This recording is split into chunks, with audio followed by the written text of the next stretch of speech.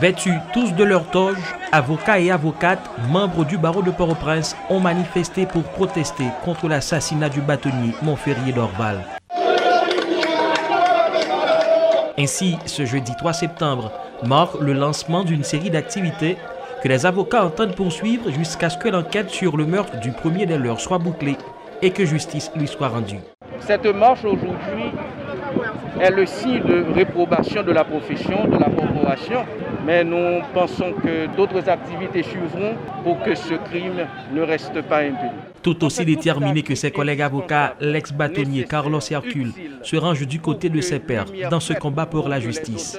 Quand on ôte la vie au bâtonnier, ce n'est pas le bâtonnier d'Orval qui est tué, mais c'est la profession en tant que telle qui est attaquée. L'assassinat du bâtonnier Montferrier d'Orval est un coup porté à l'ensemble d'une profession. Les avocats sont unanimement touchés.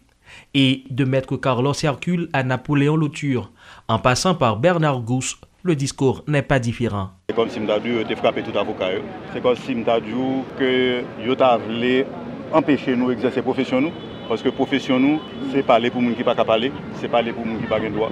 Surtout pour Montferrier d'Orval, moi-même et deux ou trois autres, c'est éclairer les gens sur sa loi dit, sur sa constitution dit. C'est un choc inestimable parce que le fait d'assassiner le bâtonnier de l'ordre des avocats du pays, ça dépasse l'entendement humain. Mais les hommes de loi n'attendent pas se laisser faire. Ceux qui pensent pouvoir les intimider se trompent lourdement. La justice doit agir et, en dépit du cambriolage de la résidence du défunt, souillant ainsi la scène de crime, les avocats sont convaincus de l'aboutissement de l'enquête. En témoigne l'optimisme affiché par Maître Mario Delcy du Conseil de l'Ordre. Ça n'a pas supposé un gros impact sur l'enquête là parce que nous croyons que la police était en fait tout premier prélèvement et bien sûr que la police a recherché activement l'assassin Maître d'Orval.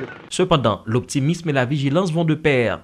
Fort de cela, le barreau n'entend rien lâcher, indique quant à lui Maître Bernard Gousse. Comme je dis, nous n'avons pas avancé dans le bagage les yeux grands ouverts. Même là, nous avons dormi les yeux grands ouverts.